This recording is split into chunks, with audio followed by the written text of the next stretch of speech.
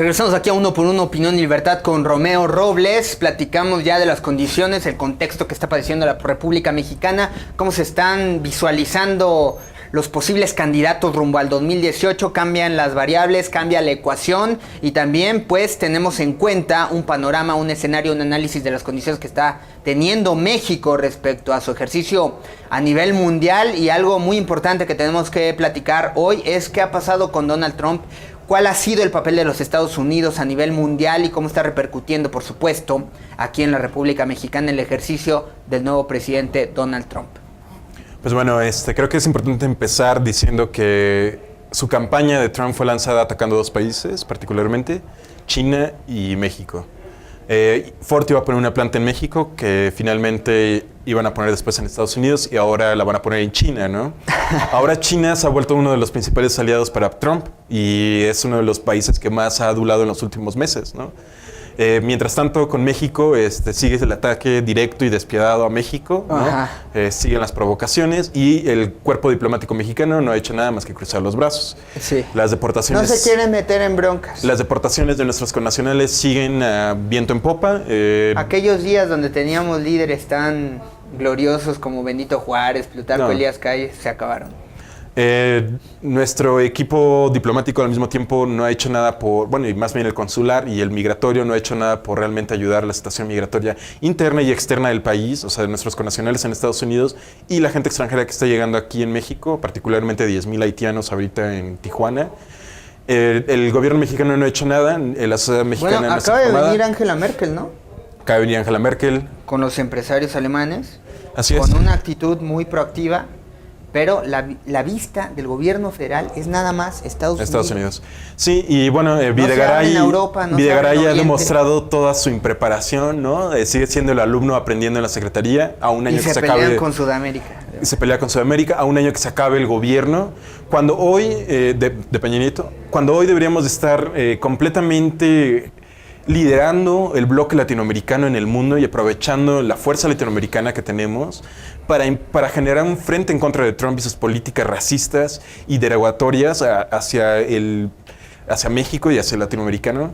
Pero no, el gobierno mexicano está concentrado en erosionar al gobierno venezolano. ¿Por qué? Porque siente una amenaza a través de allí de que Nicolás Maduro es igual a Andrés Manuel López Obrador y Hugo Chávez. Me parece es que México quiere hacer el trabajo sucio de los Estados Unidos. Y es desprestigio, no, y también está aprovechando el gobierno mexicano para servir sus propias pretensiones políticas electorales con miras a 2018 y desprestigiar de paso a Andrés Manuel López Obrador. Es eso. La obsesión número uno de este gobierno ha sido Andrés Manuel López Obrador desde el día 1 del gobierno y Peña Nieto ha ido a la ONU, a la Asamblea General, a hablar del populismo y la amenaza del populismo. Cuando él es populista. Cuando él es más populista que Andrés Manuel. Sí. O que muchos otros políticos del PAN, del PRI. No les queda muy claro o del PRD. No. En México se usa para atacar a cualquiera. Exacto. La verdadera demagogia del país sucede en el PRI y en el gobierno federal y ha sido Eso es demagogia. Eso es demagogia. Pero bueno, el punto es que en vez de estar concentrados en atacar y realmente resolver los problemas que presentan a México, que van a ser problemas que vamos a estar viviendo 20, 30, 40, 50 años en el futuro, como por ejemplo el Tratado de Libre Comercio, el gobierno se aboca a que los gringos propongan, porque los gringos fueron los que propusieron la fecha de agosto para negociar el Tratado de Libre Comercio, mientras México durante estos 6 meses, ¿qué hizo?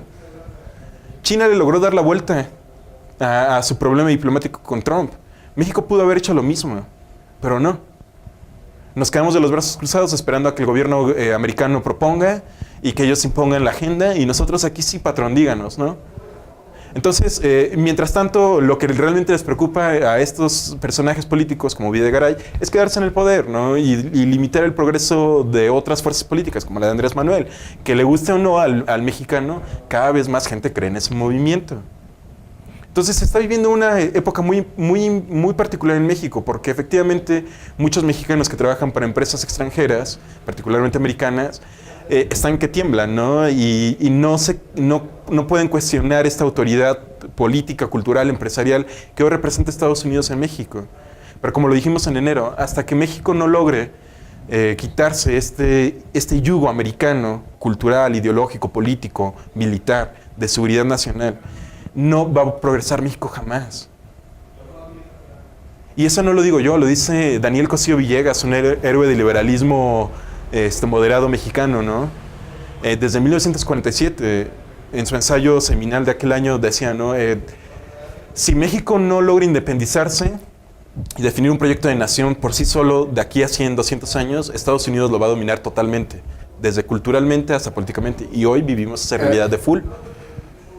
Entonces creo que lo que tenemos que pensar con respecto a Estados Unidos, bueno, y Trump en estos 6 meses que llevamos, pues es que estamos, afortunadamente no peor que como estábamos en enero, solo por la misma incompetencia del gobierno de Trump, pero de todos modos estamos en una situación también de bastante mediocridad y riesgo por el gobierno mexicano, ¿no? En noviembre se va nuestro gobernador del Banco de México, Agustín Carstens, se va a Suiza. A Suiza a trabajar el Banco de Cobros Internacionales, que es el banco más importante del mundo, más importante que el Banco Mundial, más importante que el Fondo Monetario Internacional. Y es un banco que define mucho la política económica mundial. Y acaba de sacar hace unas semanas un reporte donde dice que se viene una crisis económica peor que la del 2008. Ajá. Y es al banco que se va... Muchas gracias, Carstens. Y se va particularmente antes de que cambie el gobierno y demás, etcétera, ¿no? En una muestra, en mi opinión, de falta de patriotismo, de falta de convicción real, ¿no? De ayudar a tu país. ¿Pero a qué se dedicó Carstens? Pues no sé, o sea, hay mucha gente tendría la opinión positiva de él. Lo único que dijo siempre fue para que... mí su política monetaria fue no mediocre. No va a dar gripa, va a dar un catarrito, fue una gripa brutal, casi de morir. Pues nada, o sea, si los economistas que todo están viendo esto... Todo lo matizó siempre. Saben que nada más... Nunca abordó realmente la crisis. No, y es un Chicago boy, ¿no? O sea, nada más siguió la política de la Universidad de Chicago, la política monetaria de Milton Friedman, etcétera, que de alguna manera es buena, pero... que también sabemos que no rinde los frutos y que es una pseudociencia y que sigue siendo la misma historia. Es verdad. Ajá. O sea, y no solo lo digo yo, lo dice mucha gente mucho más inteligente que yo, ¿no? Nassim Nicolás Taleb, para los que estén interesados, lean su bibliografía. Hay muchos economistas mucho más sofisticados, Daniel Kahneman, o sea, en los que efectivamente podemos ver que la economía de hoy no funciona, que también es una ilusión. Destruyeron a la clase media y no hicieron nada. En Estados Unidos hoy la clase media... implementan políticas a lo tonto, sin medir impacto. Ahorita realmente está a punto de ser aprobada el nuevo sistema de salud americano, ¿no? El sistema de seguro de salud, para reemplazar el Obamacare, que es el Affordable Care Act. Y va a entrar el Affordable Care Act, digamos, o la ley de salud pública de los republicanos, en el cual en un año 22 millones de personas van a perder su seguro médico y no lo van a poder pagar. Y en 10 años se espera que 48 millones de americanos, ciudadanos del país más rico del mundo, no puedan pagar su seguro médico ni servicios médicos tan sencillos como operaciones dentales. O sea, estamos llegando, en Estados Unidos está llegando un deterioro de la clase media que no se había visto jamás en su historia, ni en la Gran Depresión. Pues no, porque han hecho... Sin embargo, o sea, en Estados Unidos el Partido Demócrata o el partido de oposición no dijo nada. De hecho, la mayoría de la gente votó a favor de esta reforma. Entonces, en California, que estaban apoyando un sistema de salud único como el de Canadá, que es muy avanzado y que es muy benigno, o como el de Francia, lo echaron para abajo el Partido Demócrata en California. No fue el Partido Republicano, no fue los intereses de Trump, no, fueron los demócratas. Entonces, lo que esto revela de cómo funciona hoy el mundo, o la política de Estados Unidos, que es el país más poderoso del mundo y que define la política de todo el resto del mundo, es de las más crueles, es de las más crueles en contra de la clase media, en contra del pobre.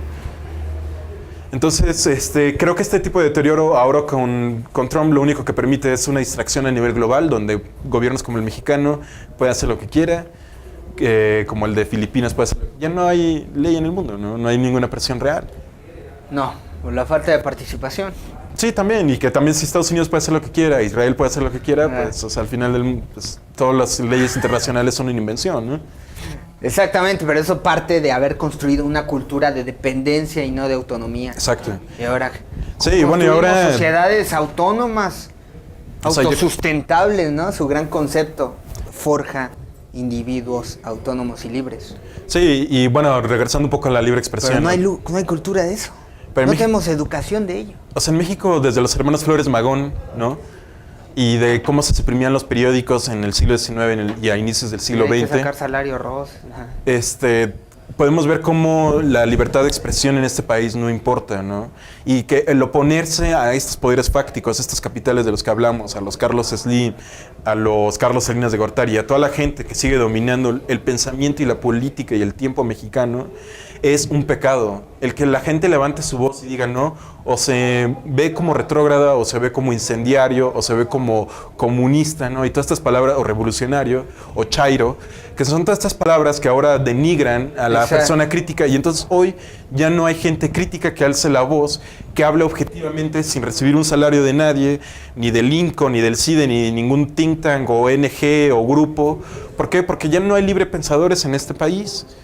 Entonces, el que hoy nos sorprenda que se asesinen periodistas o el que dependamos de Estados Unidos, pues es solo Lo grave es que no sorprende. Es producto de 100 o 200 años de una dominación propia, de un colonialismo autoimpuesto, mental, en el que no hemos dicho no, en el que no hemos generado nuestra propia academia, nuestra propia cultura, y en el que no ha surgido ni un solo intelectual en este continente en los últimos, bueno, algunos, ¿no? Levinas, Enrique Dussel, los sí hay, ¿no? Que se ponen al tú por tú a nivel mundial con los académicos europeos o los economistas de la Universidad de Chicago. No hay ni uno solo. Entonces, por eso Karnstein no es más que una prostituta de ideología de la Universidad de Chicago, y su ideología siempre va a ser así, ¿no? ¿Qué dice el patrón? Sí, ¿Qué no. dice Harvard? ¿Qué dice Oxford? ¿Y por qué? Porque son, aunque esas mismas universidades hoy nos tienen al borde del colapso a nivel mundial. Pero lo que diga Heidelberg, no. Que las mismas... La Escuela Austríaca de Economía, no. Bueno, tampoco. No, bueno, sí, pero también es un peligro. ¿Es toda la ideología contraria? O sea, lo que voy es, evidentemente todas estas escuelas generaron la crisis, también la escuela austriaca generó esta crisis porque fue la mentalidad que se implementó, y por eso la eliminación hoy de Dodd-Frank, de la ley Dodd-Frank, es la que limita la inversión de bancos comerciales en bancos de inversión, y que generó la crisis del 2008, otra vez se va a quitar, ¿no? Y otra vez va a estar esta crisis, y así. Toda esta ideología se tiene que superar. Ya no es la escuela austriaca, ya no es la escuela de Chicago, ya no es el capitalismo keynesiano, no. Ha demostrado una y otra vez sus fallos, cada 8 años casi. O sea, ya es evidente que no es por ahí. Es tanto evidente que el deterioro ambiental nos va a alcanzar en 2040. O sea, ya es un punto de no retorno, ¿no? Por este sistema que llamamos capitalismo, ya sea en su escuela austriaca, en su escuela keynesiana, es la misma mierda, perdón, o sea, pero lo es. Y nos tiene hoy con salarios bajísimos alrededor del mundo, no solo en México. Hoy que un graduado de doctorado gane 14,600 mensuales en este país es un atropello. Pero no solo es en México, es a nivel mundial, en España. Vean la situación que ha pasado en España. De esos 15,000 pesos, ¿cuánto para pagar la beca? Hoy 52% de los pesos, jóvenes de 25 a 35 años en España están desempleados. Un país de primer mundo. Sí, o sea, creo que tenemos que empezar a ser honestos también con eso. Nadie está hablando de eso.